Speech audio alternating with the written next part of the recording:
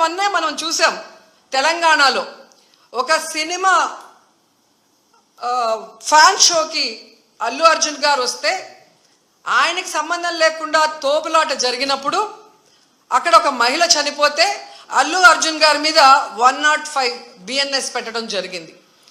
మరి అలాంటప్పుడు ఇక్కడ ప్రతి సంవత్సరం లక్షలాది మంది వస్తారని తెలిసి వాళ్ళకి సేఫ్టీ కల్పించి వాళ్ళకి అన్ని సౌకర్యాలు అందించి వాళ్ళకి టికెట్లు ఇవ్వడానికి క్యూలో ఏర్పాట్లు చేయాల్సిన బాధ్యత ఉన్న చంద్రబాబు నాయుడు గారి నుంచి టీటీడీ చైర్మన్ పాలక మండలి నుంచి కింద స్థాయి ఎస్పీ వరకు మరి అందరూ బాధ్యత వహించాలి కదా.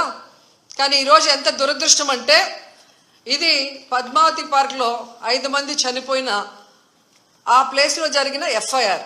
దీంట్లో 105 పెట్టాల్సింది వీళ్ళు 194 బిఎన్ఎస్ఎస్ పెట్టారు. అలాగే విష్ణు నివాసం దగ్గర ఒకరు చనిపోయారు, దానికి కూడా 105 పెట్టాల్సింది 194 బిఎన్ఎస్ఎస్ పెట్టారు. అంటే ఇది ప్రమాదవశాత్తు జరిగింది, ఏదో జారి పడిపోయి తొక్కిసలాట జరిగింది, దీంట్లో ఎవరు కూడా కావాలని చేయలేదు, మాకెవరికి దీంట్లో సంబంధం లేదు అని చేతులు కడిగేసే కార్యక్రమం చేస్తున్నారు. ఎందుకంటే వైకుంఠ ఏకాదశి దర్శనానికి వచ్చే భక్తులకి అన్ని సదుపాయాలు కల్పించాల్సిన బాధ్యత ఈ రాష్ట్ర ప్రభుత్వానికి ఉంది. ఈ రాష్ట్ర ప్రభుత్వం ఆ జిల్లా ఎస్పీకి అలాగే కలెక్టర్కి బాధ్యతనిస్తారు, అలాగే పాలక మండలికి బాధ్యతనిస్తారు. సో వీళ్ళందరూ కోఆర్డినేషన్ చేసుకొని చేయాల్సిన పనిని ఈరోజు వీళ్ళు నిర్లక్ష్యం చేసి 6 మంది ప్రాణాలు బలికొని 34 మంది గాయాల పాలైతే ఎవరికి సంబంధం లేదు, ప్రమాదవశాత్తు జరిగిందని 194 బిఎన్ఎస్ఎస్ పెట్టడం ఎంతవరకు సమంజసం?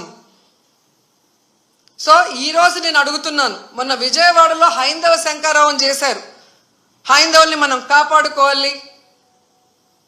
మరి ఈరోజు ఇంతమంది హైందవ భక్తులు చనిపోతూ గాయాలవుతుంటే ఎక్కడికి వెళ్ళారు ఈ పీఠాధిపతులు? ఇప్పుడు బయటికి రండి, బయటకు వచ్చి తిరుమల పవిత్రతను కాపాడండి, అక్కడ చనిపోయిన వాళ్ళ కుటుంబాలతో మాట్లాడండి, ఆ చనిపోవటానికి కారణమైన ఈ ప్రభుత్వాన్ని పాలక మండలిని నిలదీసి వాళ్ళ మీద క్రిమినల్ కేసులు పెట్టేంత వరకు మరి ధర్నా చేయండి. ఎందుకు మాట్లాడట్లేదు?